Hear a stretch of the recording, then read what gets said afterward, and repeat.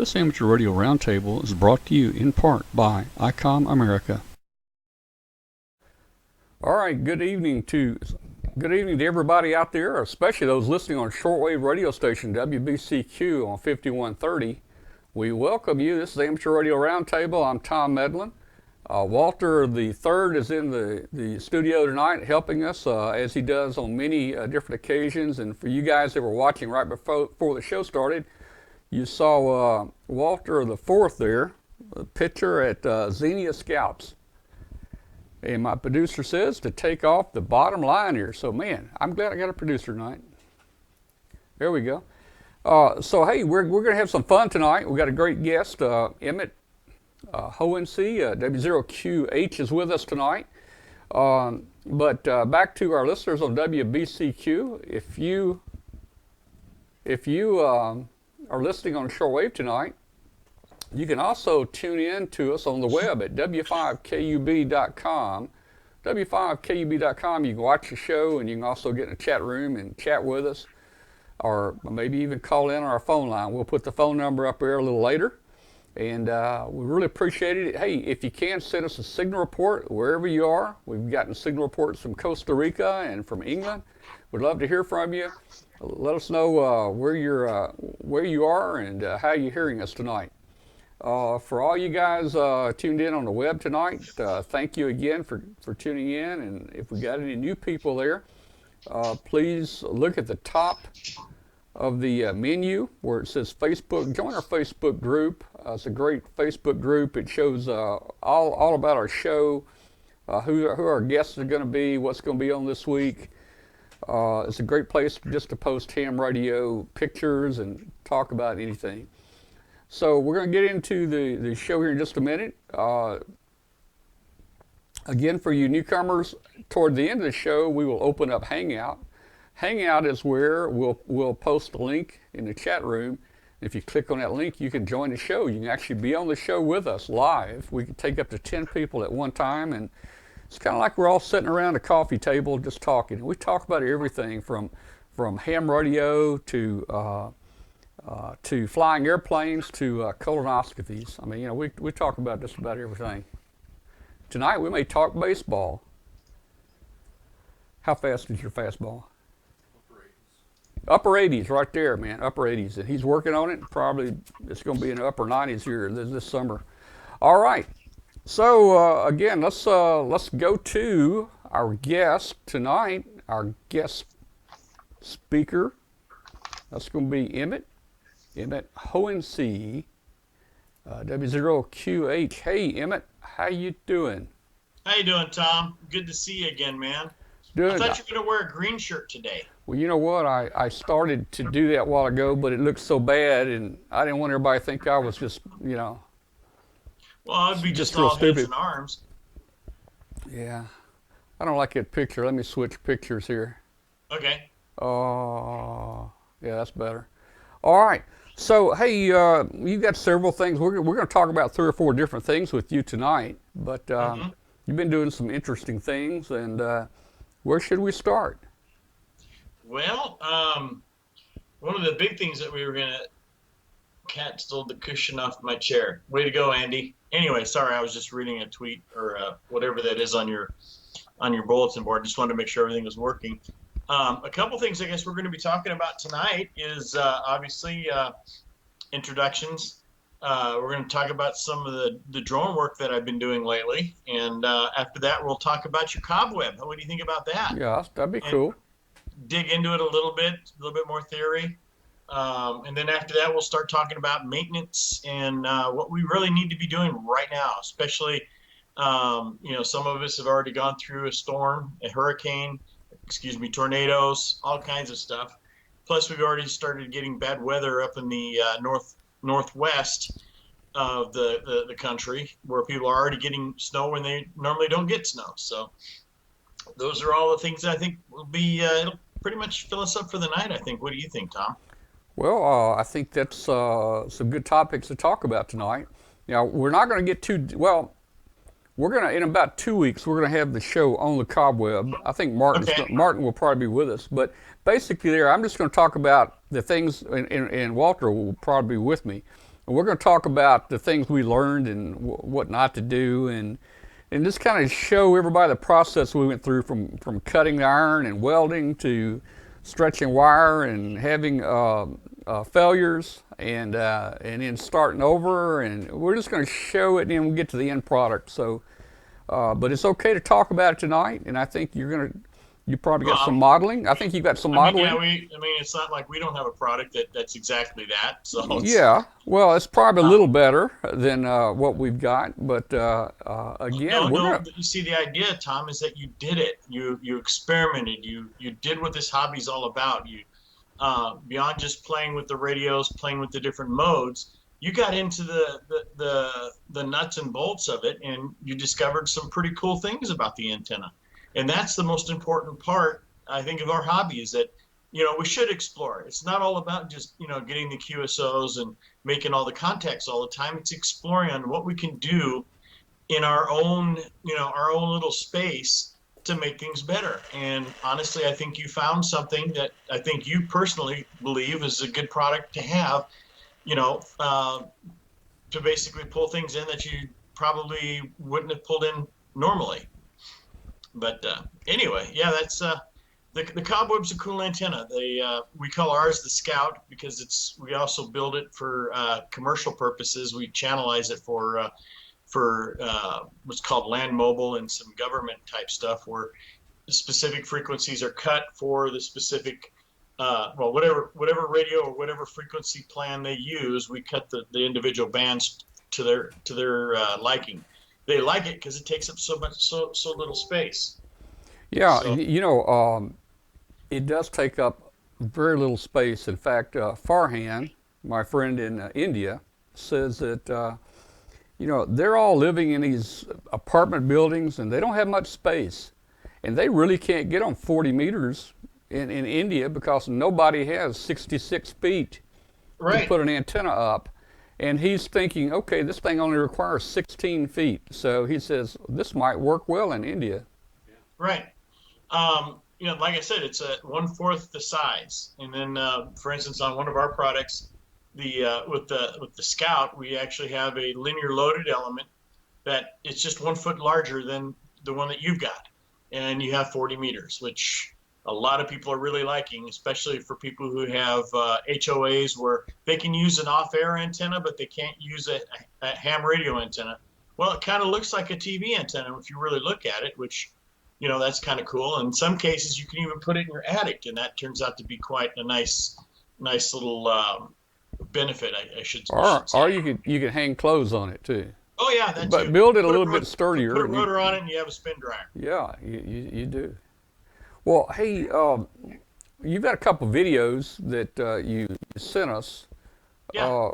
Let's jump into one of the videos real quick. Which one are we going to look at first here? Okay, let's look at Incline Village. This is an area that I live in, and one of the things that I do is not necessarily even a hobby, really, but it's a little bit of a hobby. It's a little bit of recreation, and it's also there's another side to this, and that's using a drone. As a matter of fact, you're going to be seeing video footage of this drone right here. This is a DJI Phantom 4 Pro. Okay. Now, is that jet rockets? Because I don't see any propellers on it. Oh, the propellers go on, and I just didn't put them on for the night. I got you. But what's really nice about it is I can pretty much quickly deploy it, and with some of the software we have, we can do surveys, like land surveys. One of the other things that we do are tower inspections. Being a chief engineer of a radio station, after whatever terrible weather goes through, things happen on a tower, and it costs money to have someone climb up a tower. Having services like antenna inspections, tower inspections, and stuff like that, it saves companies a lot of money. We have a record of how things look. And then also we can pretty much pinpoint where the problem is ahead of time, so that way the climber just has to go up to that point. So the company saves money. If you could go to Lowe's and get one of those suction cups that you use for light bulbs, to take them out of the ceiling and put it on the bottom of that thing, and take that light bulb up there and just, if you can figure out how to hold it steady and just spin it, you know. Spin it, put it Yeah, on there. Yeah, yeah. that's a lot of money too. Changing tower lights out. Oh yeah. Anything between the strobes, those are expensive as all get out. But yeah, tower inspections are one thing. Plus, with the drone that I have here, we have a FLIR sensor on it, so that way we can look for infrared heat signatures and so on. So if you're going up a tower, you can find the hot spots and the cold spots on the tower. If we're doing another aspect of the drone is search and rescue, where I have other software for that, where we have a map, we create a grid, and it literally flies the grid. And now one thing that happens with flying a drone in a search and rescue operation is it's not just one set of eyes. You can have multiple sets of eyes. And in some cases, as you capture the photographs, as you capture the video, you can have hundreds of eyes looking at, you know, this one picture or a series of pictures, or as the craft is flying. So you'll have more people, you know, eyes on target that might be able to catch something. And so that's the other aspect. As a matter of fact, that drone, the one that you just saw, plus one other one that we've got, goes on MCOM-1 everywhere we go. Why? Because if we ever have to do a search, and as long as we're not in a restricted airspace, we can fly a search mission, which greatly helps. So anyway. All right. Let's put on this video. Okay. I think the first one's called Incline. Now, Yes, it is. I have to apologize here. I have not set it to end at the end of the video.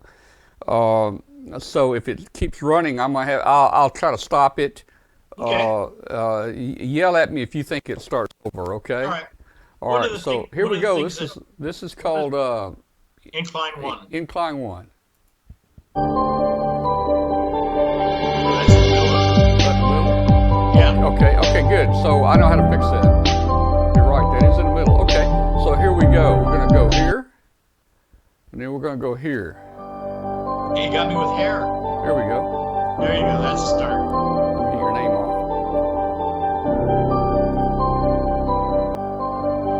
One of the nice things about this is you get to see things from a perspective that you normally wouldn't get to see. On the ground, we're pretty limited, and with the drone, you have the ability to see stuff. And look, I mean, one of the coolest things in the world is when you see this fog. When you start flying, it has a whole different look to it. Very cinematic, very unique. This is a Sunday morning. I was out flying, and there was a cloud rolling in just right over the lake. And so I flew right into where I could.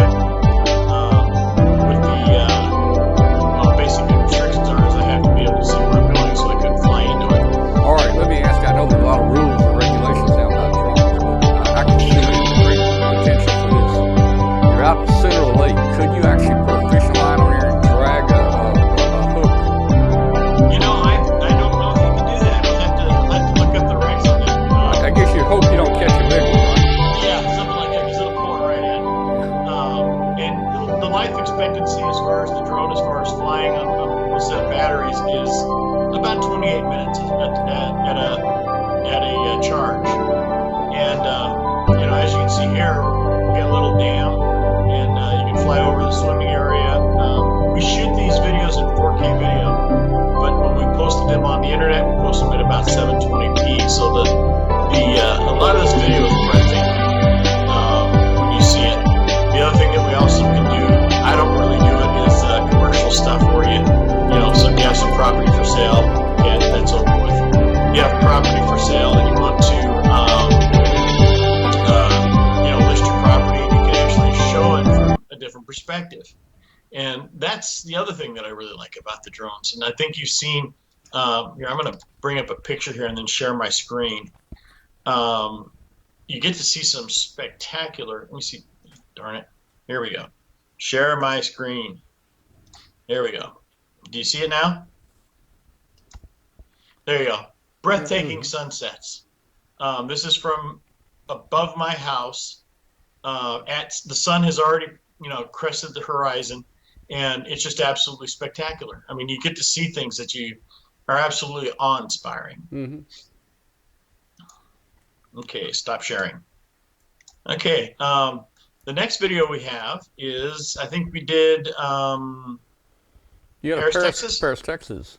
Yeah, there we go. This was a video that was shot prior to. This isn't production quality. This is just stuff that I threw together real quick. So forgive me. I wasn't intending this to be, a blockbuster video, but just to show people what can happen. And what we did is we took a series of videos in Paris, Texas. They have a Eiffel Tower, which is an oil rig with a cowboy hat on it, and then right next to it is a Veterans Memorial. It's a Veterans Memorial, and I think it's a really neat place. And we took the videos, the pictures, and I thought it really looked kind of cool. We're down there, by the way, for the main trading company's homecoming is what they call it, and that's quite a unique little event, and I really enjoyed going there, and they really do know how to show a good time. So go ahead and roll that one. All right, we're gonna roll Paris, Texas. In the chat room, they're saying the music was kind of loud. I tried to pump your volume up, but they're asking to kill the music. So I'm going to kill the audio on your thing, and you can talk over it. Okay. Let me set the start and stop point. I'll be right back. All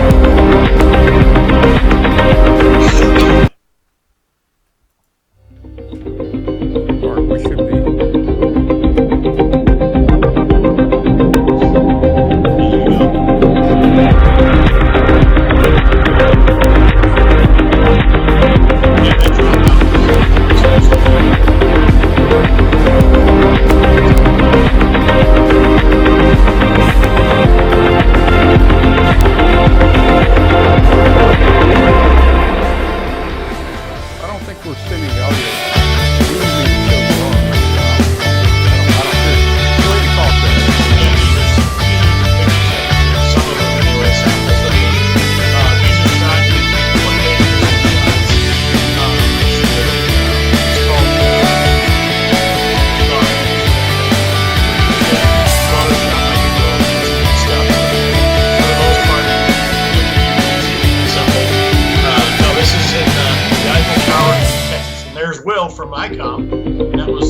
Zoe in the background too. Everyone knows Zoe. She likes to go with us everywhere. And anyway, that was kind of a cool time. There's so many things you can do with the drone, and we do like doing stuff like this because, like I said, you get to see things from a different perspective. You would never have seen this memorial.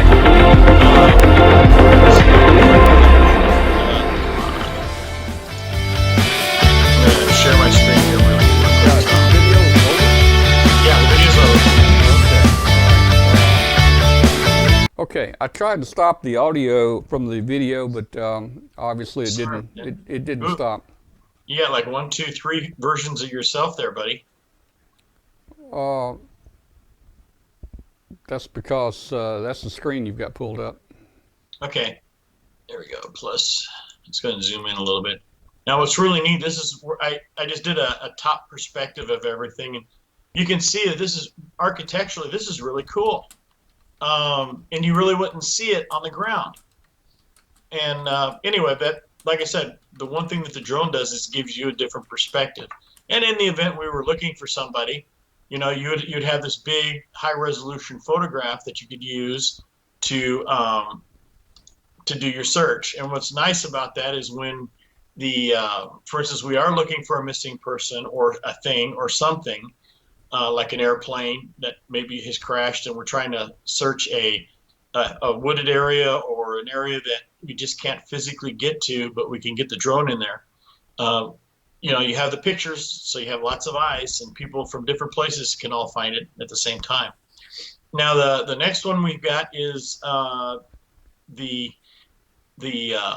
Batfish, USS Batfish, and that is a how do I say this? This is kind of I have a soft spot for the Batfish, mainly because she's a World War II submarine that they literally floated up the Arkansas River and put into the USS Oklahoma Memorial Museum, and it's literally sitting there in the middle of a field.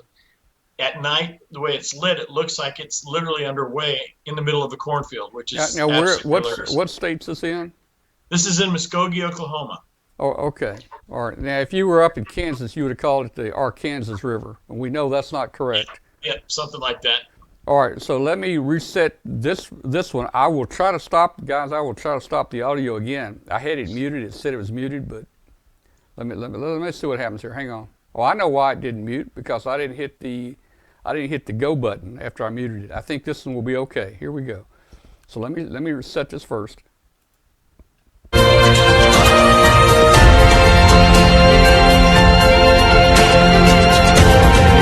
to it.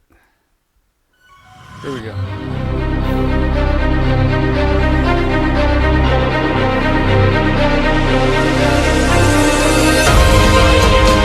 Video quality. All Did you see that right. hex beam there? How'd that happen? What is that?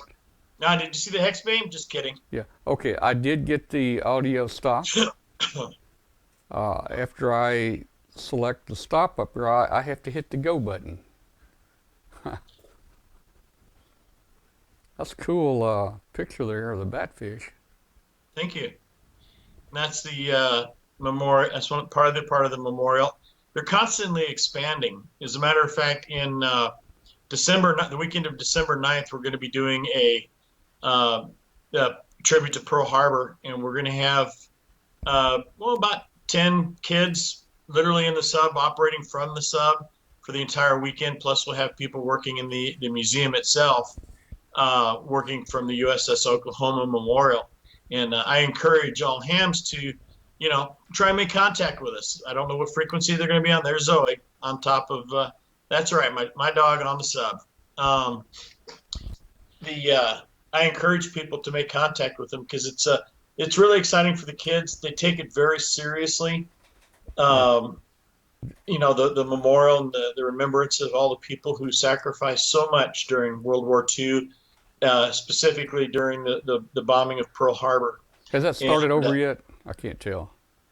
Yeah, it's done. Okay. So okay. Well, 1 second. Let me see something. I got to get our audio back on. So something's not working quite right. Let's see.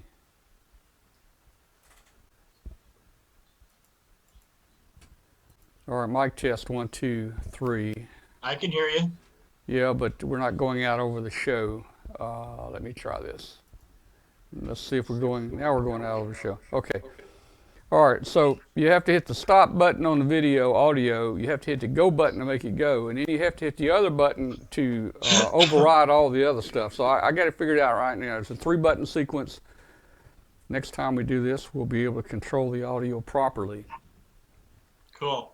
One of the other things that we can do with the just a second here, let me change my screen here. One of the other things that we're able to do with the system, with the drone system, and this is the other part of what we do, we're able to do surveys. I think I told you about that, and we use a product that we call Drone Deploy that allows us to take a series of photographs and create a 3-dimensional model. Well, as a matter of fact, I'm going to go ahead and show you. All And right. we'll walk through it as we go. And what this is a product that I use for when I'm doing a lot of drone work. And we're able to, for instance, let's say I want to do a survey of this lake right here. What we do is we literally lay out the what's called the grid, and there's a lake inside of here. And what it's going to do is it's going to fly over the lake, and it's going to start taking pictures from facing straight down, and it's just going to fly this circuit back and forth, and create this big old volume of photographs. And then what we end up doing is we download those photographs to the company that processes all this, and it creates a map. Let me go back to 2D map. For instance, this is something we did with the USS Batfish. I'm not done with it yet. This is just a rough draft, but you can see Google Map here. It's got some pretty good resolution. And oh, by the way, I want you guys to look at this area over here. Do you notice the pipe area? This is all like pipes from taken about a year ago. This was the plant. And what they do is they make drilling pipes and so on. And you notice it's practically empty. Some of these photographs that you've seen when we did the video, this whole area is full. So economically, I can, and they're running 24 hours 7, which it's encouraging to me because it's telling me that, someone's drilling somewhere. But anyway, coming back to the map here. When we create this grid, we're shooting a 20 megapixel photograph straight down. And in this case, it was about 200 feet in the air. And the way it worked out is that with this photograph in this system, 1 pixel is equal to 1/2 of an inch. So let's say a surveyor or an architect could effectively take measurements, like let's say from this part of the boat to this part of the boat, and have a very accurate measurement. For instance, let's say they were getting ready to put a building like right here in this area. They would be able to look at it. They'd be able to take some basic measurements, and they don't have to keep going out and doing things by hand, because we know how big certain things are, and we know the scale. One of the other cool things about this is we're able to create what's called a 3D model, and for people who do buildings and so on, what we're able to do is over time we can show in 3D, how let's say the construction has progressed over time. And this is one of the coolest things I think of this product, or just being able to do stuff with a drone, is that we can do this model. Hey, look at that! There's a hex beam right there. How'd that happen? Yeah. Anyway, but we're able to see this from in multiple dimensions. Now, understand, I did not take a ton of photographs, so it doesn't look super duper detailed, but it gives you a good idea of what and where everything is at. Okay, and gives you, oh, look at that, IMCOM 1 right there. So anyway, if you're not dizzy yet, it's pretty cool. The other aspect of this is we can do elevations, and we're trying to figure out, how you can see there's a depression right here where the boat is sitting. Literally, it's always sitting in water, which is interesting in itself. But you can see how the gradient of the area is. And let's say they wanted to expand the building right here, they would have a good idea of what the grade is, as in, does it go down? Does it go up? What are we going to have to do to make it work? But anyway, that's kind of in a nutshell, some of the things it does. The other thing it does is that, like I told you, we take a whole bunch of these photographs. They're all 20 megapixel shots of, literally everything. And what can happen is like right here, we can take that one, you can just drill into it. Look at that. Isn't that something? Mm-hmm. And what it does is this is what creates that 3-dimensional model based on all these photographs. Okay, let me go back to one more thing. If you were doing some some agricultural type work, you want to see what's going on. Let's see. Let's go with. I'm not going to mess with that right now. There we go. So Emmett, is this something you've kind of expanded into? You've expanded your work from antennas. Now you're doing some drone work, or the drone work for me is more for search and rescue, and also it's on a secondary side of things. I still do engineering work, as in I'm a chief engineer. I build things, and so sometimes we need to do a survey of a tower if we're dealing with some land mobile things. It's just another venue for me to explore, I guess you might say. But the neat thing about the drone, especially on the SAR side, is that we're able to do stuff that, I've been in the Civil Air Patrol since, gosh, I can't remember. I don't know how long I've been in. I've been in forever, and I'm going to be in forever, I guess, until I pass. And one of the things that we've done is, search and rescue, going out and looking in the middle of the night for a lost aircraft or whatever. And these type of tools provide us with the opportunity to go out and, do those searches in a little bit. Well, let's put it this way. I can get that up quicker than I can get a Cessna 172 in the air, providing that I'm allowed to fly in that area. The other thing is I can also use it for instance, the original reason why we bought the drone was so that we could, when I have an antenna up in the air, for instance, like our hex beam. Let me see if I got a picture of that. Yeah. Let me go ahead and do a share real quick.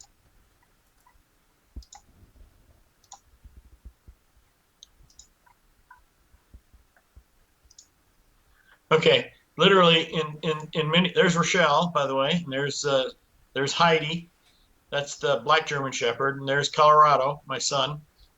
Zoe's with me, of course. But anyway, there's the That's the hex field beam. day. That's the field day site in Wyoming there, right?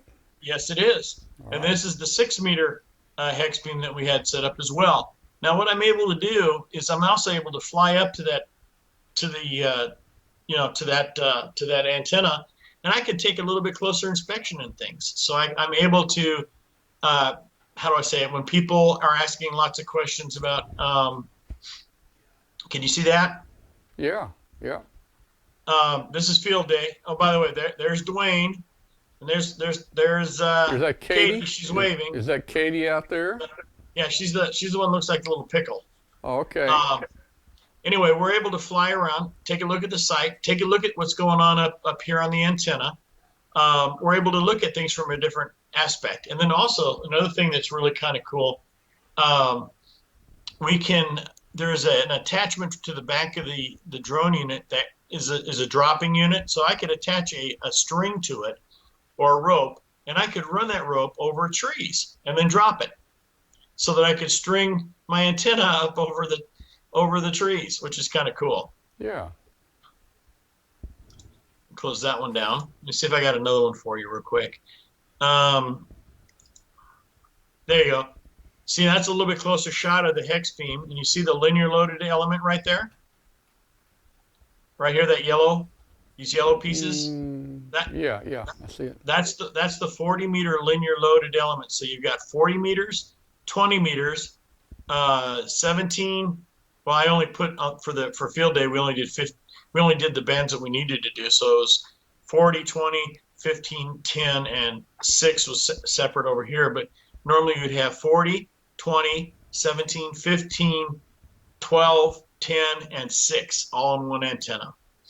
And that's pretty cool. That's Rochelle over there, by the way, for anyone who's interested. Let's see, I think I got another one here too.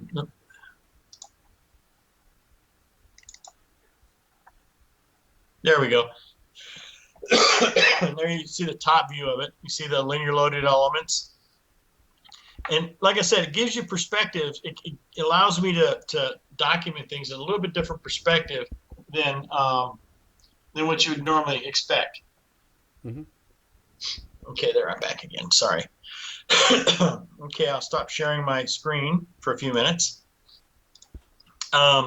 Lots of questions. Let's see. Search and rescue is CAP. Yes, it is. Let's see what else. Yes. Drone search and rescue. And yeah. The thing is we also work with local municipalities as well.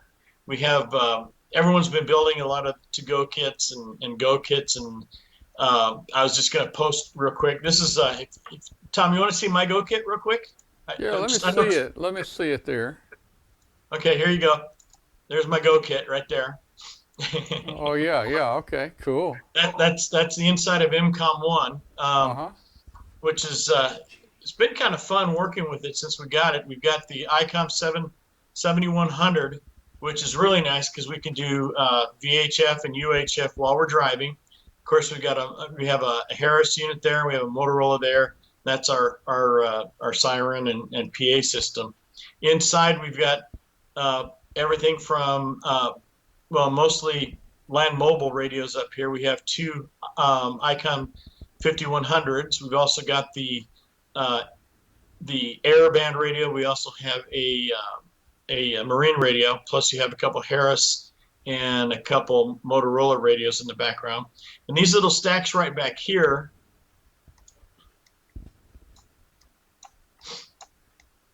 these right here are for our IP-based radios, where we're literally using all these radios in the van can be attached to a handheld radio that allows you to basically communicate without having to be inside the van. We've also got a VHF. Basically, this is a commercial P25 repeater system at 125 watts, but right now it's tuned for the amateur band. Which is nice. The other thing we have effectively 3 repeater systems on the van. We also have a UHF repeater system, that's frequency agile in the sense that we've got multiple cans set up, so that way we can easily, select between the different frequencies that we want without having to retune. So I've got like 5 sets of cans that we can go with. A couple of them are in the amateur side, some are in the land mobile side for emergency services, police, and fire. And then we also have a couple cross-band repeaters, which allow you to go from 2 meters to 440 and so on. But that's the inside of our little go box. You got a picture of the outside there? Yep, there's the chief right there. She's telling me, she's basically putting all our bungee cords and all that in the proper place. I'll see if I can find it. Yeah, I've got it on MCOM 1. Don't have that right now. Sorry. Okay, that's all right. Let me. I'm sure that we've there we seen go. it. Stop sharing. There we go. Right, cool. So anyway, that's our little go box. That's what. Right now, it's still in service in the sense that yes, we take it to shows and so on, but it also works in the local municipalities with police, fire, and emergency services, where quite a few of the municipalities in our area do not have the budget for the more expensive trunking systems and so on. So consequently, when you have a local municipality, a rural local municipality that has an incident, they sometimes cannot communicate with, let's say, state, FEMA, or whatever, and that's where the vehicle MCOM 1 comes into play, where we play that interoperability role, and that's one of the things that we do. Plus, if an emergency happens, we're there. We have the ability to communicate from anywhere, even on the road while we're driving. So anyway, that's cool. A nice little sidebar on things. All right, hey, let's take about a minute break, and we'll be right back. All right. Ring in the holidays with D-Star. Looking for the perfect gift to put under the tree this holiday season? Check out ICOM's line of D-Star radios. ICOM offers a variety of high-performance and innovative products. Stay connected around the world with ICOM's D-Star radios. Unwrap ICOM's newest D-Star handheld, the ID31A Plus, this holiday season. Lightweight, compact, and tough, the new ID31A Plus is a great choice for any shack or those in harsh environments. 70-centimeter analog digital, turbo mode, access point mode, IPX7 waterproof rating are some of the features. Compact and user-friendly, the ID4100A is a gift any ham would love. It's a D-Star mobile with big rig features. Its intuitive interface, variety of operating modes, and Bluetooth capabilities makes this the perfect D-Star option for those on the go. Features include integrated GPS receiver, new dot matrix display for enhanced DR mode and GPS information, terminal mode and access point mode, applications for iOS and Android devices, and a micro SD card slot for voice and data storage. The ID5100A has taken innovation and mobility to the next level. With its touchscreen and internal GPS, this radio is a must-have while accessing a situation. Features include a 5.5-inch display which responds naturally to the touch. DV to DV dual watch receives both FM/FM and FM/DV modes simultaneous. A VS3 Bluetooth headset provides hands-free communications. Show your position, course, and speed with the integrated GPS receiver. Visit www.icomamerica.com/amateur for more information. All right, well, we got Rich up at the Wisconsin Military Academy in the chat room, and they teach people how to fly drones up there, but I think use a little bit bigger drones. I think a guy can actually sit on one and straddle the ones that they teach up there. Well, the other drone that we use, I'll bring that picture up too.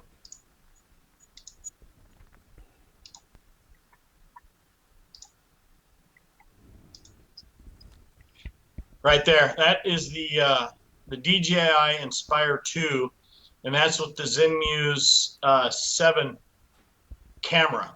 And needless to say, that's quite an expensive piece of gear right there. It's not like the big alphas where you're looking at $100,000 for the drone, but this one's got a lot more weight to it. It's more for cinematic type work.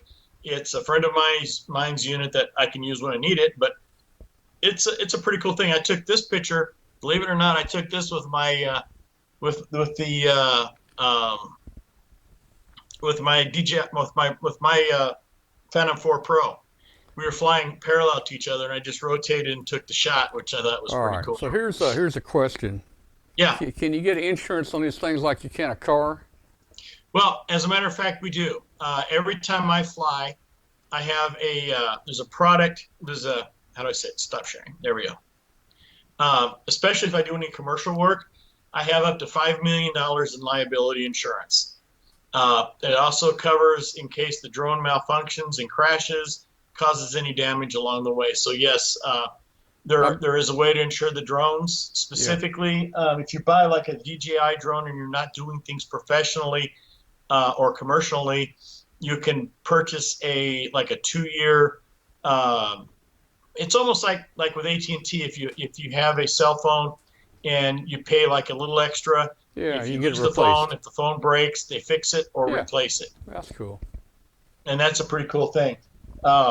Good friend of mine, Phil's in the chat room right now. He's been with us doing a lot of the video work too, and he's quite the character. Thanks, Phil. I know I haven't been in any elevators lately. Anyway, all right. So let's jump subjects here. Let's talk. All right. Let's talk antennas a little bit. All right. And I know that RadioWavz, you got your own Cobweb antenna out. You call the Scout. Yep. And we were pretty impressed. Walter and I put this thing together in the shop, and finally got it to work. I mean, we learned a lot about it, and we tried to make some changes and different things, and it really, I've made 1 or 2 contacts with it, and it really worked really well. Again, no scientific measurements that we did with it.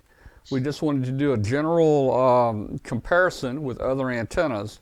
One of our friends in the chat in our Facebook group says, well, why don't you push the antenna tuner on each time you change antennas, right. So you'll be sure your antennas are all equal. Well, I don't ever use a tuner in my radio because I tune the antennas. Some people tune the tuners. I tune the antennas, and my antennas are all resonant on those bands, so it's a pretty close match to each other. Sure, they're going to be off a little bit. There's going to be some differences, but overall, I think it was a good comparison. And what I found was that the Cobweb was hearing stations sometimes a lot louder than a Delta loop or whatever. Now, I'm assuming that's because the Cobweb's omnidirectional, and maybe the signal we were listening to might have not been in one of the lobes of the other antennas. I don't know. So talk to us about that. Well, yeah, the interesting thing about I'm going to go ahead and share my screen again real quick. Here's the diagram. One of the things that we've been doing since we introduced our version of the Cobweb is I spend a lot of time understanding the antenna before I really build it. And what's so unique about this antenna is you notice over here, this is the radiation pattern, and you notice how squashed it is. Instead of having energy going straight up in the air like you would like a dipole and so on, it's going off to the side. So you see how this blue line right here is basically your radiation pattern for, from the ground, and the red line is basically, you can pretty much see it's pretty much omnidirectional. Now, what makes it nice is that instead of sending energy straight up in the sky, it's going off to the side, which is what you want. And you look at the sweet spot is about 60 degrees. And that's probably why a lot of people from distance can hear you quite well, is because you're actually radiating energy and your signal is focused in that direction. Now you'll notice in this simulation we had like a 4.8 dBi gain, which is about the gain of a dipole. And that's not too stinking bad if you ask me. Return loss is pretty nice on it. And you know what? The one thing about I saw your video today, Tom, actually yesterday, I think, or basically shortly after you posted it, And one of the things I look for when you're switching between radios, and before you even think about touching your tuner, is what does that signal look like when you switch? And one of the things that I saw when you did your switching was there was you did your switch and you transmitted, and for instance on your Cobweb that you spend a lot of time and energy on in getting it tuned and resonant. And that's the key thing too with this antenna. It's resonant. It's not something that we're just forcing to make work. It's actually working at the frequency that it's designed for. When you switch between the different antennas, all those antennas were fairly resonant on the frequencies that you were using. So you didn't need to use your tuner. As a matter of fact, you're better off spending the time outside working on your antenna to get those things working, within reason for the frequencies that you want to use. So that way you get more energy out. And the other thing you noticed is that your signal sensitivity is considerably higher because it's resonant on that frequency. It's not out of band, you might say, when you're listening to it. Let's see if I got another.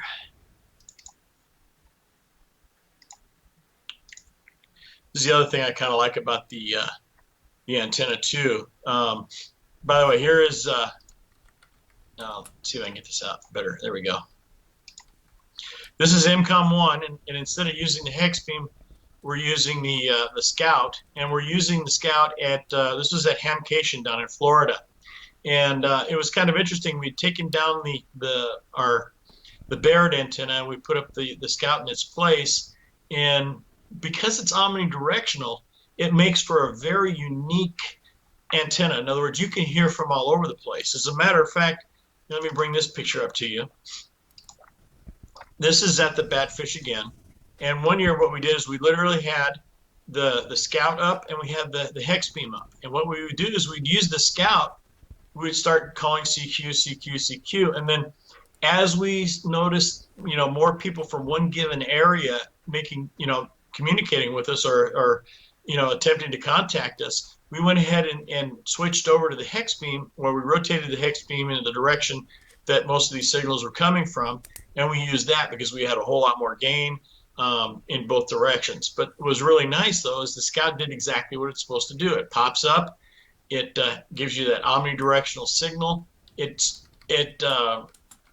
receives and transmits equally well in all directions, and in many cases that's what a lot of people need. And a lot of people don't have the space to put up even 33 feet for a 20-meter dipole.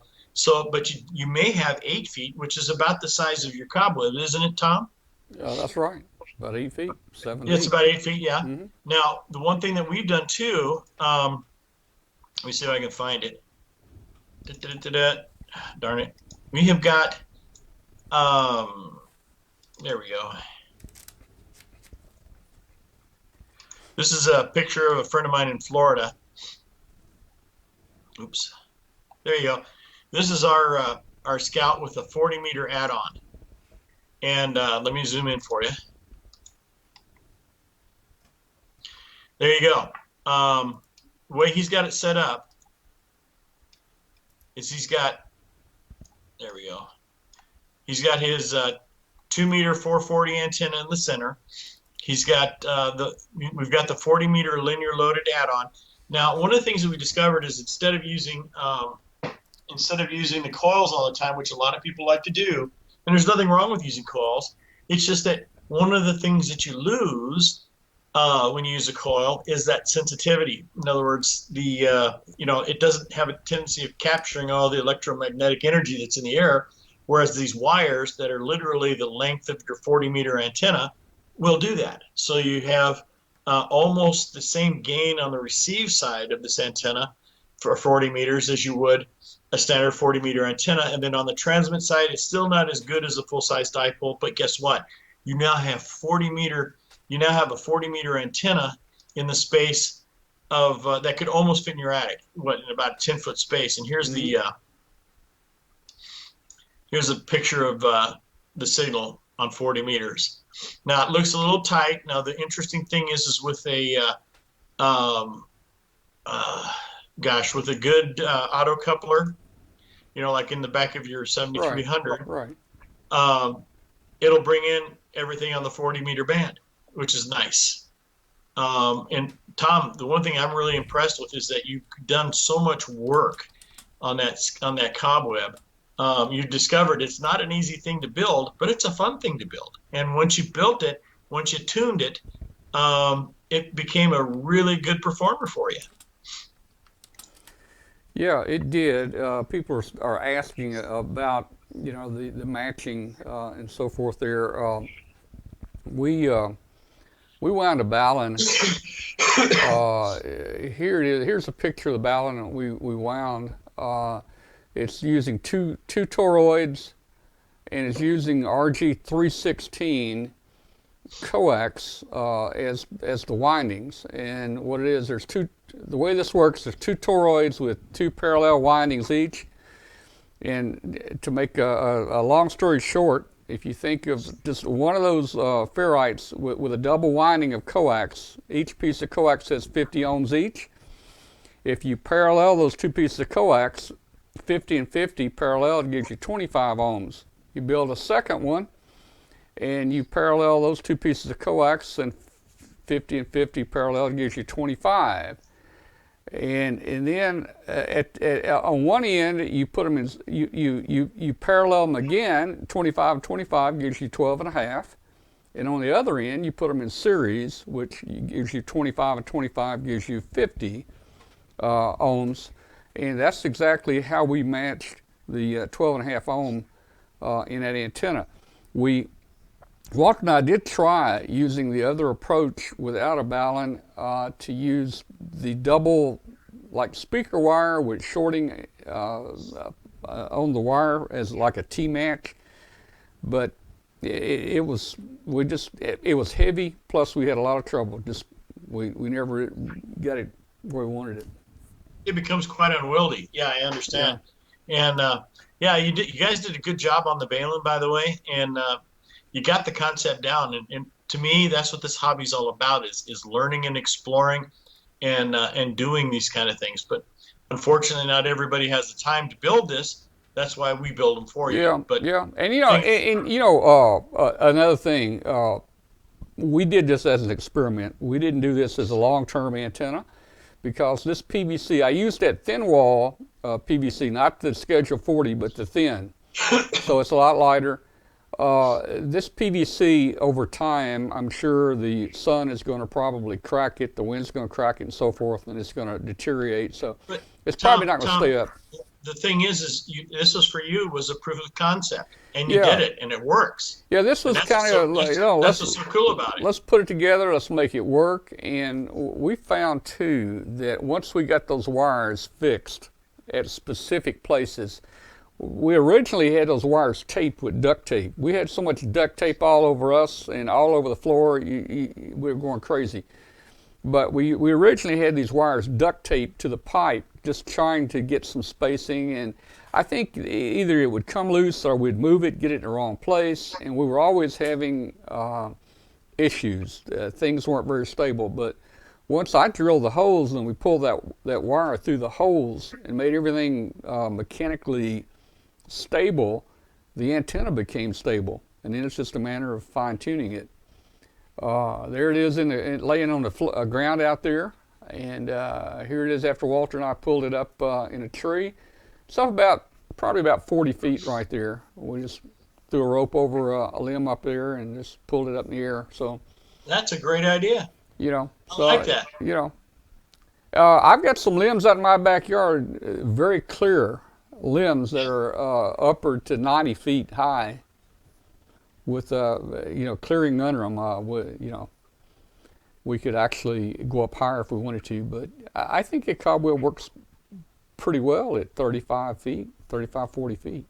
Yep, and that's about the optimum height for it too. So yeah. But anyway, yeah, that you did a good job, and that's my compliment to you. And I've appreciated.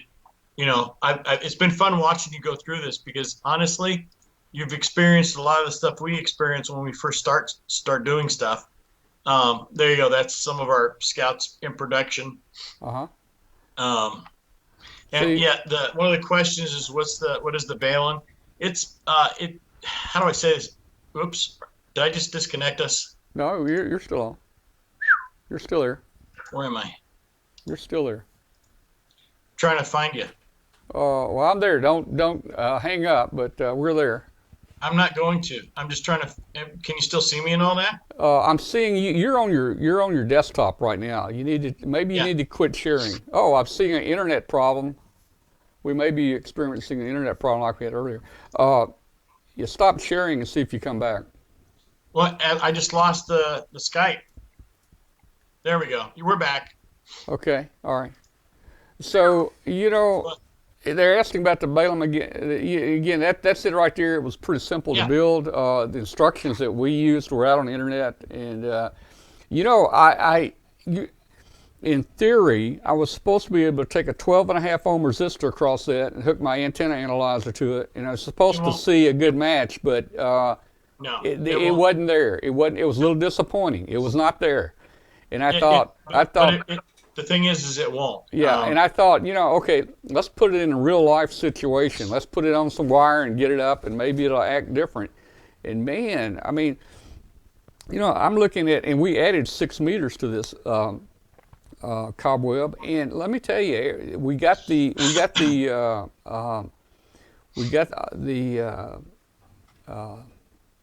reactance, the X, we got it down to 0. On I think nice. At least out of four of the 5 or 6 bands is down to 0, and it's only like 2 or 3 on the others, and resistance is up there 49 ohms, 50 ohms, almost a perfect 1-to-1 match, nearly on every band. So it was just surprising.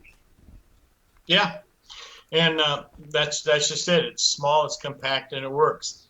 One of the other things that you and I were talking about, what radio do you think would be really cool to work with on the Cobweb, just for the fun of it? What radio? What kind of radio? That would be a cool radio. I think that would be a cool one to use. In fact, I have that on the air right now. Let me show you. Let me pull it up. All I got to do is find the right button here. Find the right button, and I'll pull that up. If I can find the right mouse here. FYI, I just got this 2 days ago. Yeah. From our good friends at the. There's a Facebook page. There's a Facebook group which I just recently joined, and I just happened to be the 7,000th member. Yeah. And it's SDR Play. Matter of fact, let's see. Let me see. Yeah, there you go. Well, you've got that going. Yeah. I'm sorry. Let me put you back on. No, that's okay. So you can show it. What's really cool is you're looking at almost the entire spectrum of whatever band you're looking at. And one of the things that I really like about this group is you got a lot of people who are experimenting. Once again, this is where I really enjoy in getting involved. Whoops, this is the wrong picture. Let's see. So I'm going to go ahead and go back to showing my... I'm right now, I'm just showing the SDR Play. So basically, this one's got two antenna inputs. Yep. And it's USB to your PC, and that's the entire receiver, I think, 10 kilohertz to 2 gigs, something like that. Isn't that something? And then they have all kinds of software out there that you can get. And what's really cool about it is I've got a couple friends who have this that I've recommended. They carry it with it in their briefcase, so when they go do their international travels, they can always. I went ahead and gave you my screen real quick. This is the SDR let me pull you up. There we go. The SDR Play users group, which I just recently joined.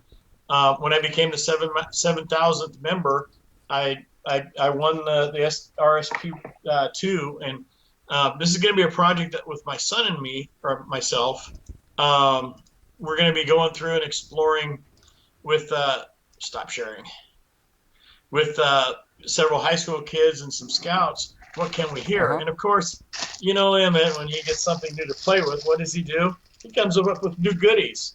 Yeah. And so what I've done is, shortwave listening has always been something that I've always done. And one of the things that I built is basically a simple off-center fed This is about 40 feet long. Yeah. It uses the F-type connector, so you can just use like your regular coax from your TV, and it just set it up, and you'll be able to listen. Now, are you Now, running RG59 or 58 on that? it'd be 59. It'd be Yeah. Okay. 75 ohm. Okay. Gotcha. Yeah. Yeah, so it's using like a standard F-type connector. Right. And then I got another antenna that I designed. It's basically, look how thin this wire is. Yeah. Okay, a friend of mine literally goes around the world, and he just rolls this up in a little, like on a thimble that looks like sewing. It looks like sewing string. Hooks it up to this balun right here, which is an infed. Okay, and he's able to listen to everything, and he can set it up as a loop, or you can set it up as an infed antenna. You got your F-type connector, which is kind of neat. So one of the things that I'm looking at doing is I'll be reaching out to the SDR Play people and offering up some goodies for the 8,000 members. Well, that's good. They sent me this SDR Play 2, and we're supposed to be on the show, and I guess scheduling has gotten in the way, but we hope to have a complete show with them and talk about it. Honestly, it's a great radio. I've back in the day, I had an ICOM 8600, and then after that I had a ICOM PRC 1000, which I loved because I could basically sit there and listen to everything all the way up to a gigahertz. And to me, that day was, really cool. Well, and just how far we've come to something like the SDR Play and these SDR radios and the software.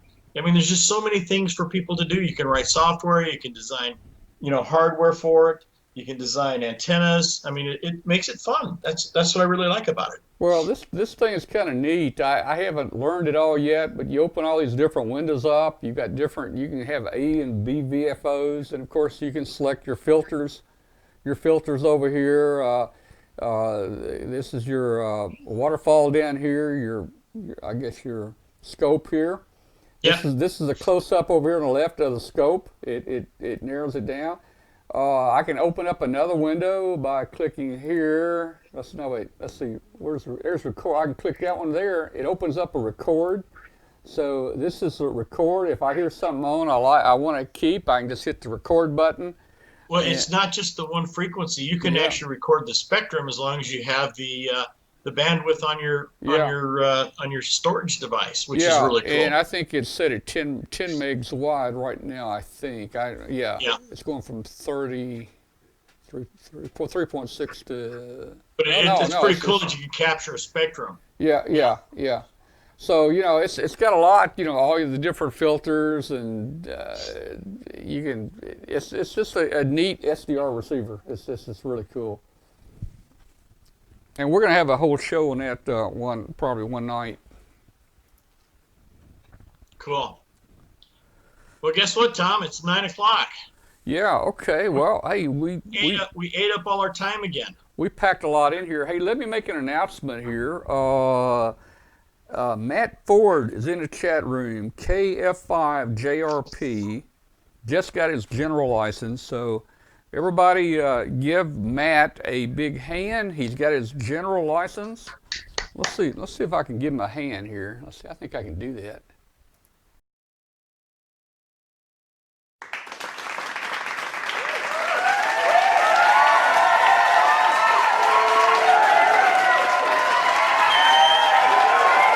All right, that's for Matt out there. Matt Ford KF5JRP. Got his general license. Cool. All right. Well, Emmett, thank you so much for talking about all the things we talked about tonight. It was very interesting. And guess what we didn't get a chance to talk about? What was that? The things that we didn't get a chance to talk about. Probably the things that we said we were going to talk about. Yeah, maintenance. Maintenance, like, for winter and for after the storm. We'll have to do that on another show. It seems like that always happens. Come back for more. No. Yeah, but we'll just schedule a time with me, Tom, and I'll be more than happy to work with you, buddy. Yeah, we'll do another show, and we'll try to focus in on that and try to stick with the schedule there. All right. Well, look, we're gonna do Hangout now, and man, we've got Catfish Hunter here, Walter the Fourth. We got Walter the Third, a wide body A300 pilot with us tonight in the studio, and we're gonna open up Hangout and see who all's in here tonight. We're gonna have a good time for the next 30 minutes. Thank you very much. And You're welcome. join us Thanks for and having hang me out on. if you know. Guys, thanks a lot for listening to me. I Oh, hope I was able to help you out. Yes. Yeah, okay. RadioWavz does have magnetic loops. We just haven't released them yet. All right, let me ask somebody to place the Hangout loop link in the chat room, please. If they can do that, I could probably do it, but I'm trying to work too many buttons right now. So if nobody gets it posted there real quick, I'll try to post it. But we're going to go to Hangout now, and we're going to see who wants to join us. So the show's not over yet. Here's where the fun starts. We talk about pilots. We talk about antennas. We talk about colonoscopies. We talk about anything. Oh my goodness. Anything goes during Hangout, man. We're all just sitting around a coffee table. Okay.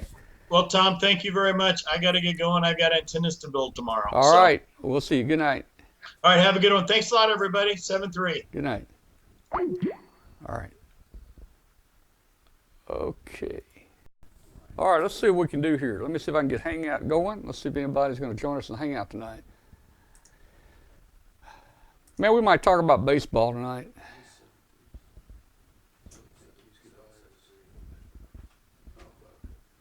Let's see, Google Hangout, there we go.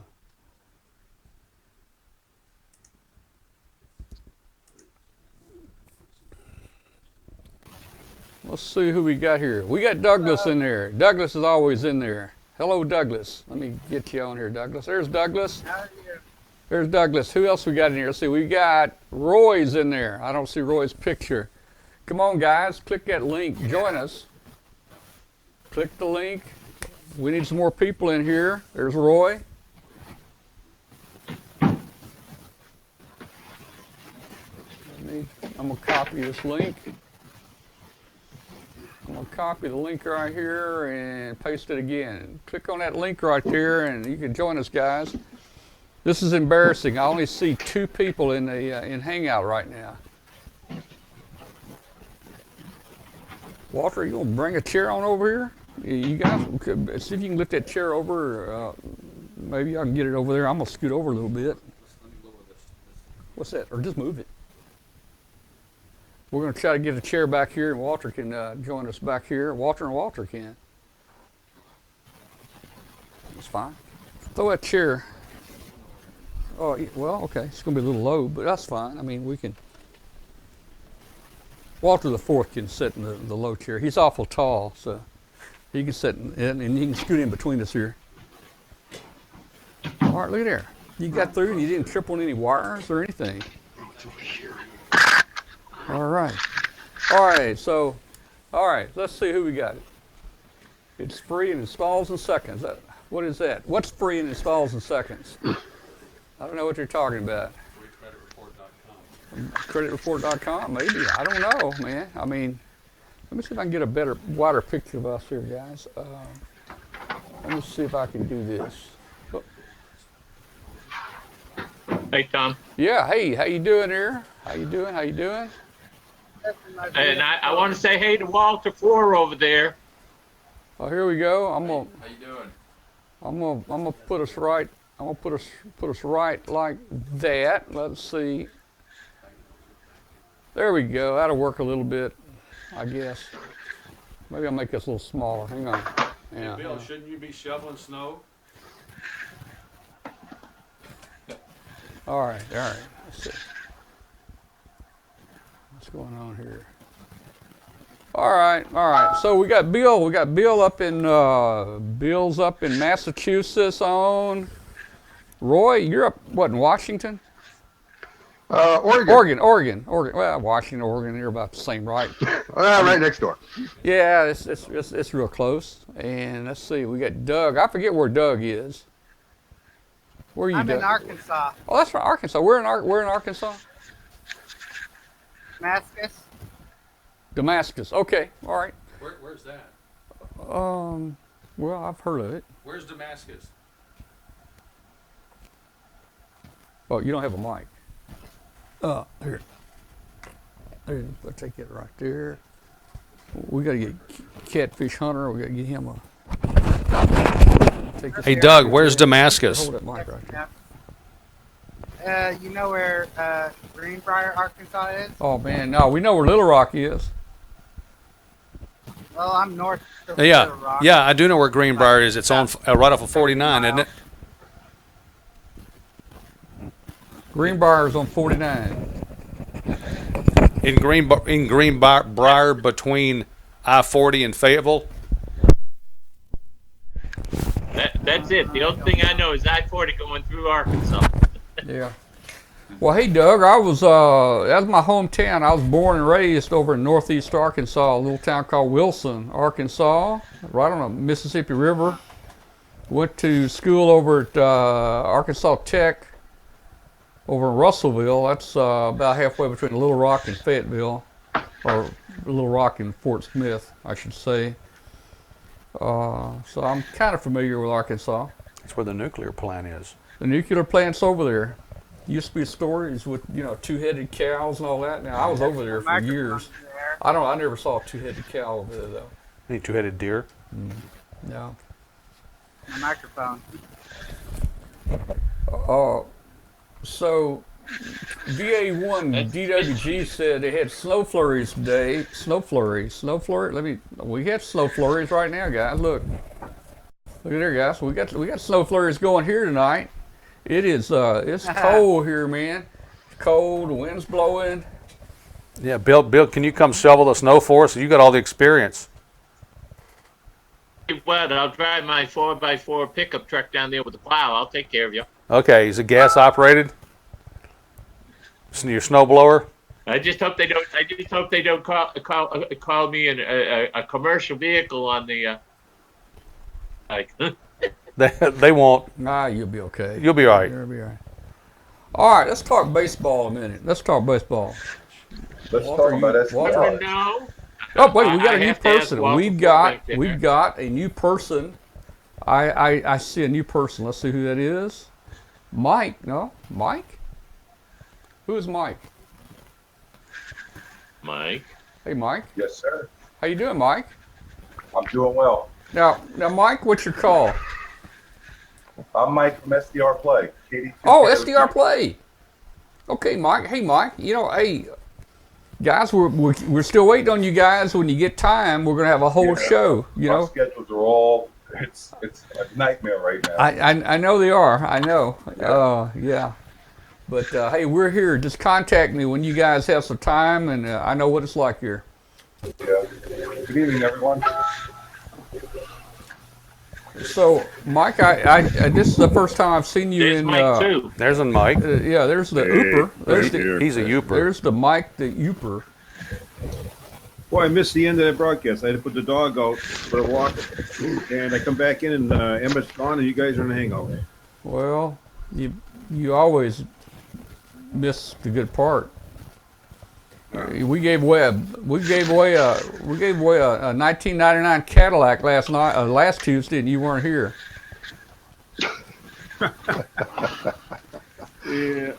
Yeah, I was gonna put some more because Let me get back to Mike's a minute. Mike, I don't know if you're new to the show. I know you're new to Hangout here. Have you watched the show any before, or are you kind of new to it? Earth to Mike. I think he stepped away from his computer. Yeah, it looks like he did. He may have already had enough. Yeah, he may. Well, you got Mike #1 here. There you Yeah, go. that Mike.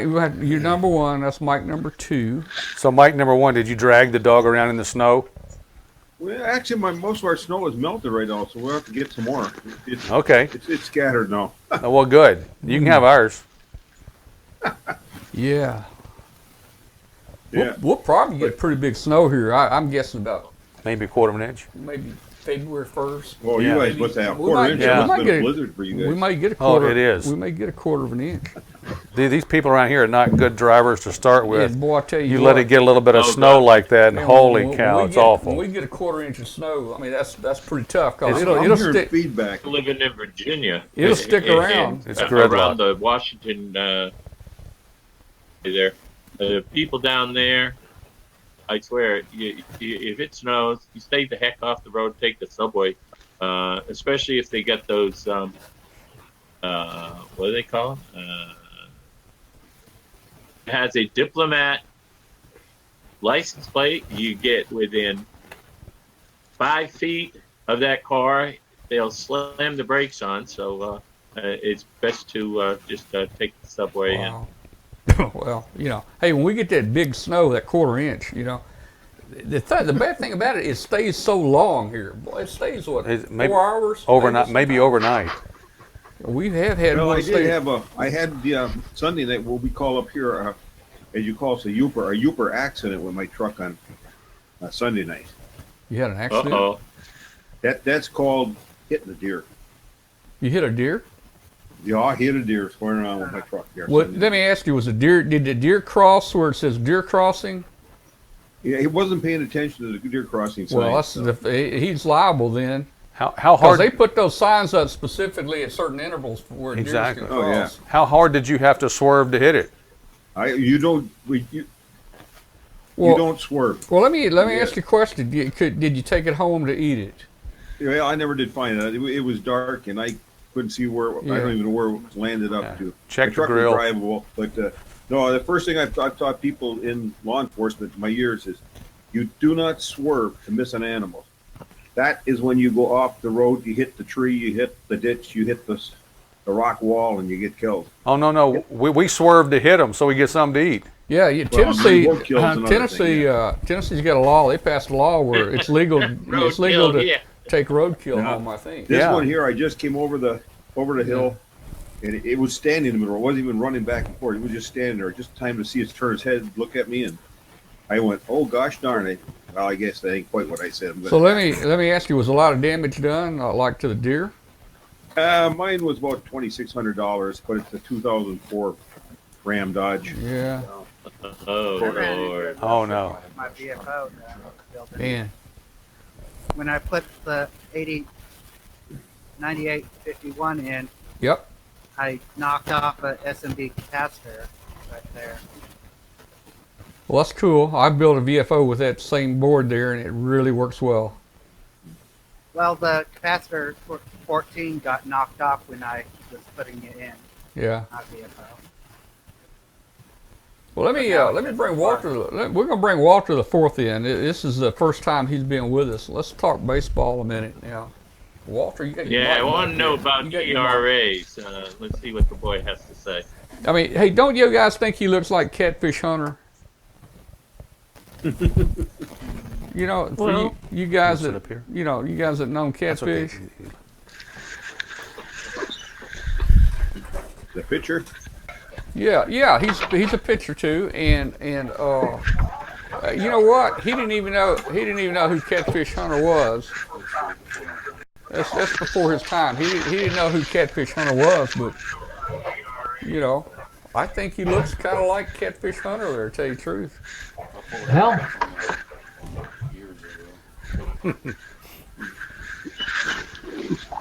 All right, so Cam. wait, hey, real quick, Mike is back. Mike is back with SDR. He left us a minute ago. He did not ask permission to leave. Now, one of the rules in our hangout is you always ask permission before you leave. I had to reboot my screen. I lost my window. Oh, okay. All right. So, hey, Mike at SDR. What do you think? I'm sorry, it's hard to hear you a little Yeah. bit. What do you? Well, I mean, are you seeing that? What do you think about Yes. that, man? You like that? it's looking good. We got to get you the new version. Yeah. Okay. Anyway, so so I was asking a minute ago. This is the first time I've seen you hang out. Have you ever been to the show before, or was this kind of the first time you've attended the show? First time I'm coming on. Okay, cool. Now, we have a rule here. We have a rule. Once you watch one show, you have to come back every Tuesday. Okay.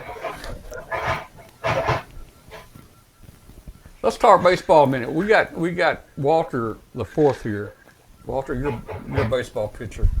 All right, now talk right to it. Like you don't have to talk straight to it. There you go. Mark, what are you doing? Yeah. Do what? What, Bill?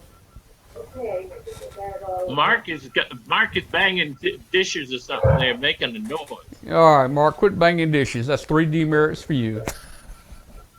All right. We're talking to Walter the fourth here about baseball. So, are you want to make a professional career in baseball? Is that your goal? Yeah, my end goal You is gotta keep the guys awake. Quiet. What? We're having an interview. Quiet. The peanut gallery is getting out of control. Yeah. This looks like Howdy Doody Day or something, man. All right. So now, I didn't hear you. Somebody yelled in my other ear. You do want to do baseball professionally, right? yes. One day I want you to watch me on TV. All right. That's my end goal. We'll watch you on TV. Is there any certain team you want to play for, or you just want to get in the big leagues anywhere? Right now, I just want to play for the Cardinals. It's Oh, the my favorite Cardinals, team, yeah. but, anybody who signs me is probably my favorite team. I don't know if Catfish Hunter's Mike. That's my new favorite. Whoever signs him is my new favorite team. Yeah, turn Mike up there. Is Mike not? Mike, test 1 2. Not hearing it. Mike. Let's see. Orange on. Either that or he's not talking Mike. directly in the top of it. Mike, test 1 2 3 4. There we Back go. in them Now, chairs, you okay, make we're them gonna fall we're off gonna the start. rooftop. So Is this- Yeah, I can hear you. you want to play for the Cardinals now? Yep. You know the Yeah, them what the three Cardinals, guys the there Memphis team, fall what off the the rooftop. Memphis They, Redbirds. Redbirds. The Yeah, Memphis they lean back in them chairs. the Memphis Redbirds are part of the Cardinals, aren't they? In Yeah, some that's way? the AAA for the It's Cardinals. the AAA, and It's that's the- kind of where you get started, and they move up, or I mean, Yeah, you would start in single A or Okay. spring season, okay, and then you would work your way from single A, double A, triple A, all the way to the majors. okay, cool. So maybe you can play here in Memphis with the Redbirds, maybe a season, and then move on up to the Cardinals, man. Yeah. You know, we I used to just go sent up. Tom The what? PM on IRC. Who? I don't know. Okay. I just You know, sent Tom a PM on IRC. Oh, okay. I'll look at it in a minute. Hey, you know, we used to when I was little. I mean, my dad played fast pitch softball all his life. Man, I remember we'd go out at nights and we'd go all over the state and night games and stuff. And they took a bunch of us up to St. Louis for one of the ball games. And there were 6 cars from my little town. My little town has a population of about 980. And there were 6 cars from Wilson that went up there. And we stopped at a 4-way stop. We were in the first car. We stopped, and the car behind us from Wilson hit our back bumper. It was a little bitty Plymouth. I forget what it was, one of the little Plymouth 4-cylinder. But anyway, it hit us. And I looked back, and then the car behind him from Wilson hit him. And so that little Plymouth was going up and down like that every time he was getting hit. And it goes bang, bang, bang, bang. And all 6 cars from Wilson ended up in the same traffic accident in St. Louis. And we got out and looked around. Everybody okay? Yeah, everybody's okay. And all the people standing on the sidewalk are looking. And man, wow, 6-car accident. And then we all jumped in the cars and left. So as the cars kept getting back further and further, the damage started becoming more and more. You know, like headlights broken out, radiators broken, things like that. But that was kind of interesting. That's one of my memories from going to one of the Cardinals games, 6-car collision. But hey, okay, so if you get up to St. Louis, you know, hey, baseball players, they make more money, don't they, than other, I mean, how's the Yeah. salary compared, baseball to So- a football guy? I mean, well, baseball, We're in a there's 24 guys on a team, Farm and football has 55. So you Okay. baseball guys will make more generally because of the amount of people difference. Okay. Yeah, I Well, read to somewhere four. where baseball, I mean, those guys can make as much money or more than a football player or whatever, you know. It's just because of the size of the team difference. And the potential for longevity is greater. Yeah. Yeah. Baseball, you're not getting concussions Question every was, week. is he like in a football farm is. team? Yeah. So you're a pitcher, Yes. and if you pitch the entire game, it looks like it'd be rough on your arm. Does your arm hurt? My arm's much? used to it. Used to it. I've Okay. done it a couple times. All right. You had any non-hit games? You pitched any no-hitters? Come close? I think I've had 1 or 2 no-hitters, and then I've had 4 or 5 one-hitters. Oh, that's cool. Okay. You ever have a line drive come at you? Multiple times. Yeah. You just jump out of the way, or you try to catch it? No, I catch it. You Or do try it? to, at Yeah. least. Yeah. Well, that's what you should do. I mean, That's why they give you a glove. yeah. We played softball. Even my dad played softball up until he was like 75 years old.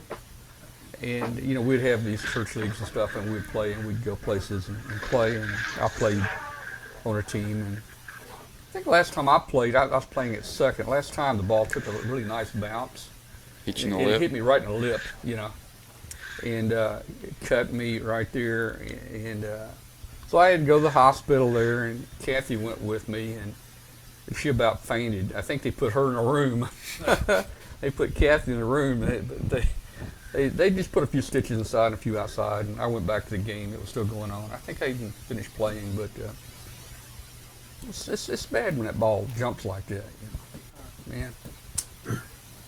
It definitely hurts. Yeah. Oh well. Let's see who we got. We got Mike and Doug and Bill and Roy.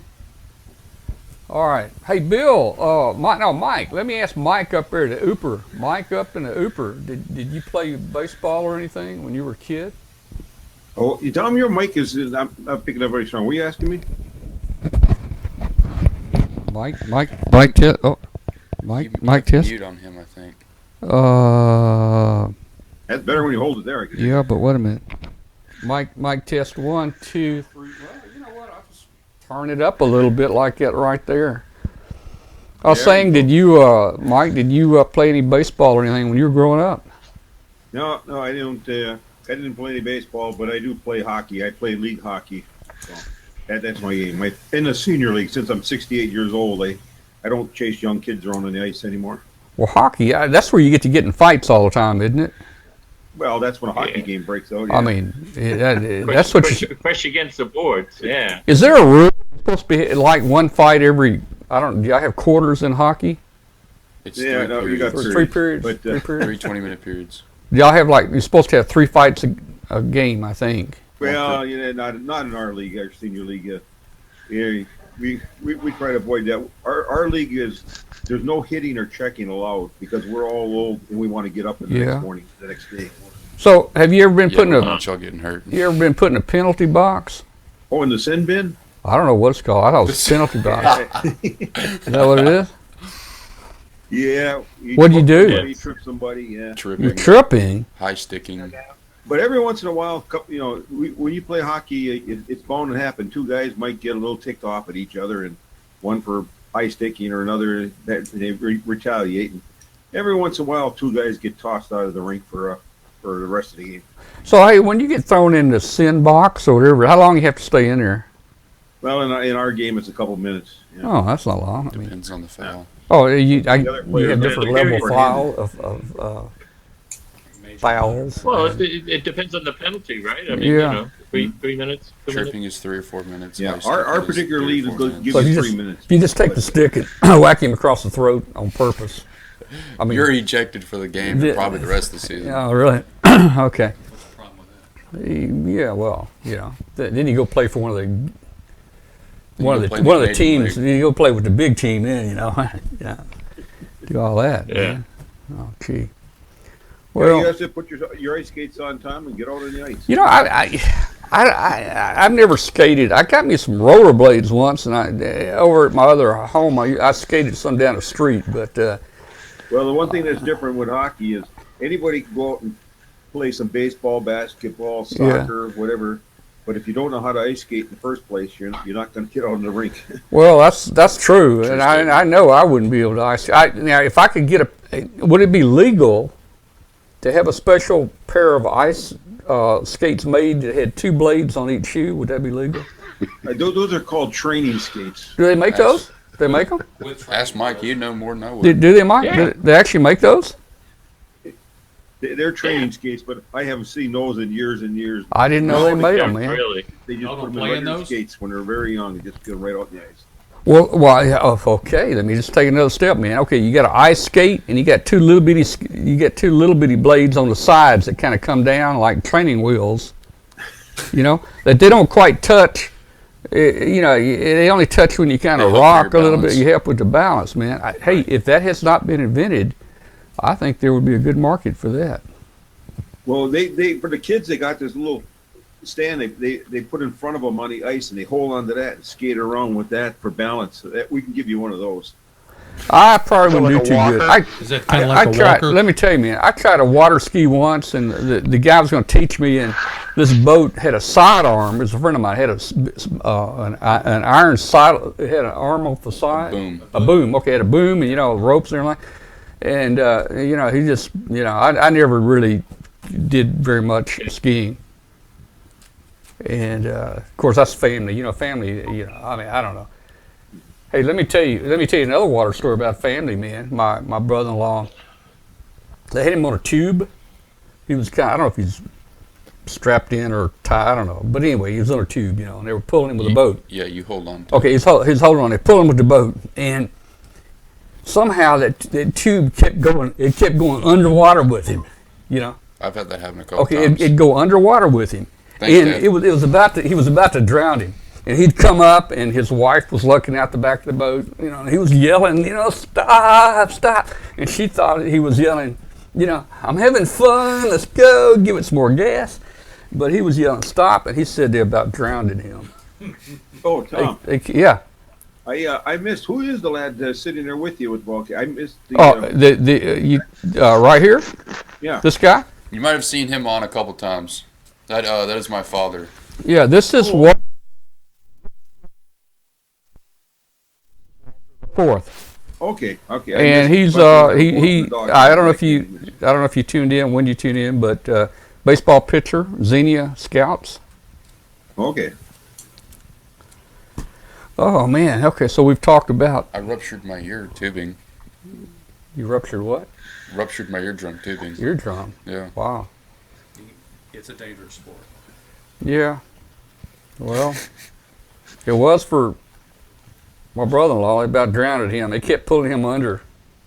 He was wanting to stop. I guess he probably could have just turned loose, probably, but That's the only time I skipped across the water. yeah, yeah. I bounced 3 or 4 times, then I was dizzy. So, do you ski? You got ski?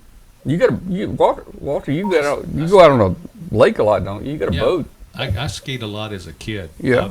I started skiing at about 5. Well, I ski all the time here. Yeah. What do you? Yeah, got- because you have 9 feet of snow. Yeah, You got- these are water skiing. Yeah, I don't downhill ski anymore, but I do cross country ski. That frozen water skiing. What kind of boat you got? Is it like a little John boat or something, or a It's flat bottom? or- a fishing duck hunting boat. Oh, could that pull a skier? If you put a big It's enough a- motor on it? Well, it's got as big as it can have on there, and a small person By law or by? I mean, you can always yeah. put bigger. by manufacturing. Yeah. I mean, is that a law or a That's manufacturer? I mean, is that a law? I don't know. That's a good question. I don't know. What's but- the biggest engine you can put on it? Well, because it's a tiller engine, it's 60 horsepower. If I had a cockpit that had a steering wheel on it, I could put Yeah. 90 Why don't you put 2 90s on there? You know, Yeah. one on the in back. case one quits. No, run at the same time, man. Oh, okay. Yeah, I mean, you're a pilot, wide body A300 pilot. You'd think you'd want to soup up Put some power behind it. put some power behind your boat, man. You know?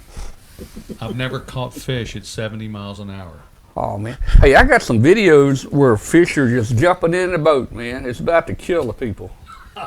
I have to show that to you later. But Sounds like the Asian carp story. yeah. I mean, they just pull that boat up there, and this fish start jumping in that boat. So many, they're dodging them, and you know, Oh, that's an Asian carp. Yeah. it may be. I want to bring a katana next time I do that, so I can have flying sushi. Oh man. Just start cutting fish in half. Yeah. How So boat fishing would- hey, what about up there in the Ooper country, man? Is the lake always frozen up there, or can you fish year round?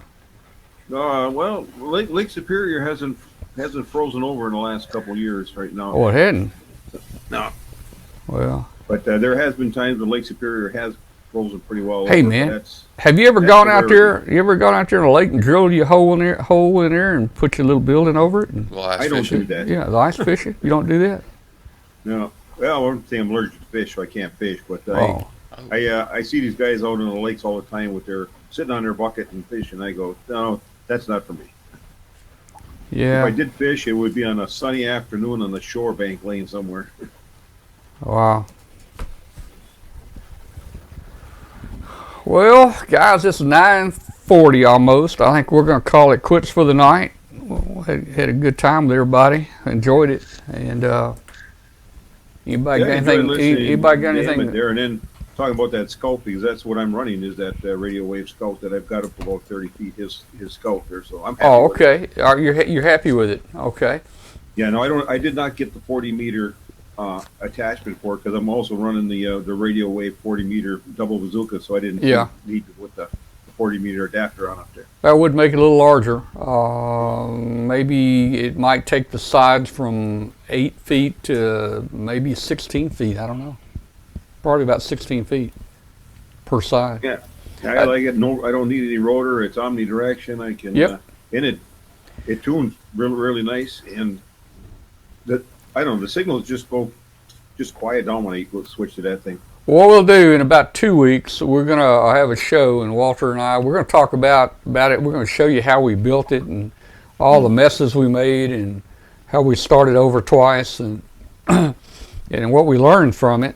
And again, it was just for a learning experience. I do have it up out there and make some contacts on it, but I don't expect it to last through the winter. We did not build it to last a long time, but it could be duplicated pretty easily, I think, now once we provide the measurements of where to drill the holes and the length and how to build the balance. So we'll do that in a couple weeks.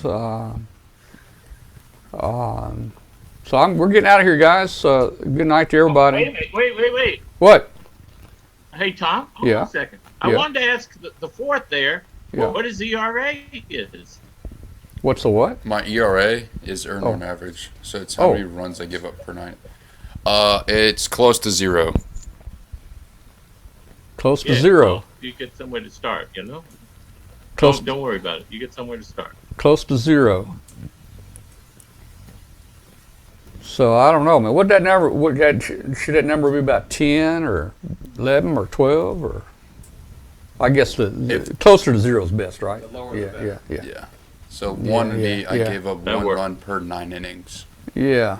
So the lower the better. And guess what? If you only played See if he's a Red Sox fan. Tell him you know. WA5 AVO has joined. I cannot believe this. WA5 AVO has joined, guys. Are you a Red Sox fan by any chance?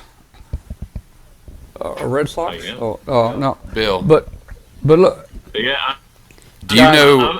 I definitely am a Red Sox fan. Do you know Drew Pomerantz? I will not deny that. Hey guys, I got to make a special announcement here. I see WA5 AVO has joined the chat room. That's Bill Browder. He was my very first contact when I got my novice license. My very first contact 53 years ago. I've lost track of him for about 40 years. I saw him a couple years ago at the Memphis Hamfest. But WA5 AVO is in here. Bill, we are so glad to have you in here tonight. You got in here kind of late. You missed the show. What we're doing right now is just having a round table and talking, but we had a great show tonight. And I've got a video, folks. I've got a video of me talking with Bill a couple years ago. I wish I had it handy. I would play it right now. But I just don't have it handy. So anyway, Bill, thanks for joining tonight, my friend, and come back next Tuesday night. And we start at 8 o'clock. 8 o'clock. So I hope you're hearing this, Bill. Hi, Bill. Be on vacation, though, right? Well, I will be in North Carolina next Tuesday night, but the show will go on, and I'll be in the chat room. next Tuesday night. Nice. Walter going to run the show from your house when you're gone then? Walter, they've learned all the buttons to push and everything. Yeah. They can come in here and they can just run this thing now, man. They can run it. That is a scary thought.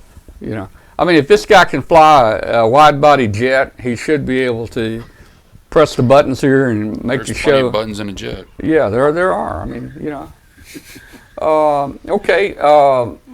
Bill says, I guess I got here a little late. Tommy. They call me Tommy. See, back when I grew up, I was Tommy, and all my family calls me Tommy. Did you know that? I'm Tommy.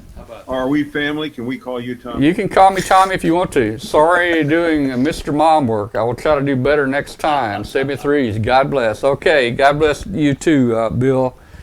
And I've got a video, Bill. It's on my YouTube channel. If you want to see the interview I did with you, just search for W5KUB on YouTube, and you'll find it's the interview with WA5AVO or Bill Browder. You'll see it, and I'll play it on here in a couple weeks. So you better come back. And good to see you on here, man. Made my day. All right, guys, on Hangout, we're gonna let you go. 73s to everybody out there, and I'm gonna visit with Walter and Walter here for a few minutes, and we'll see you guys next week.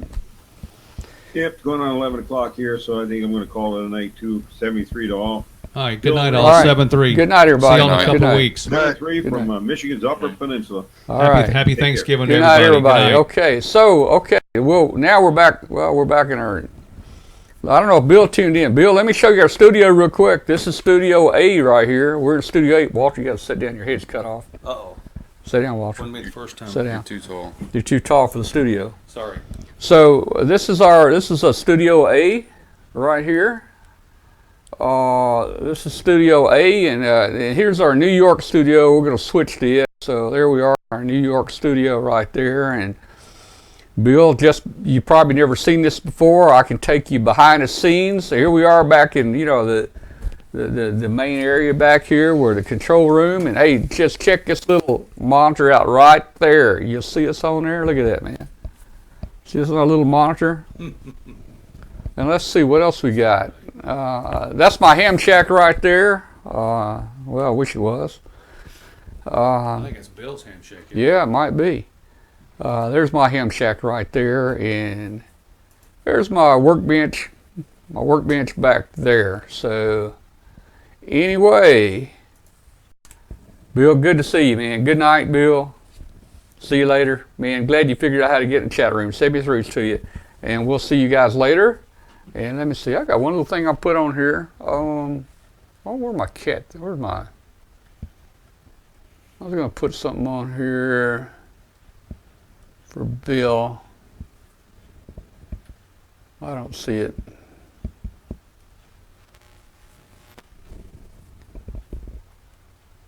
Bill, be glad you're not up here with us. Boy, it's cold up here. I had another thing I was gonna show him, but I don't have my cat video here.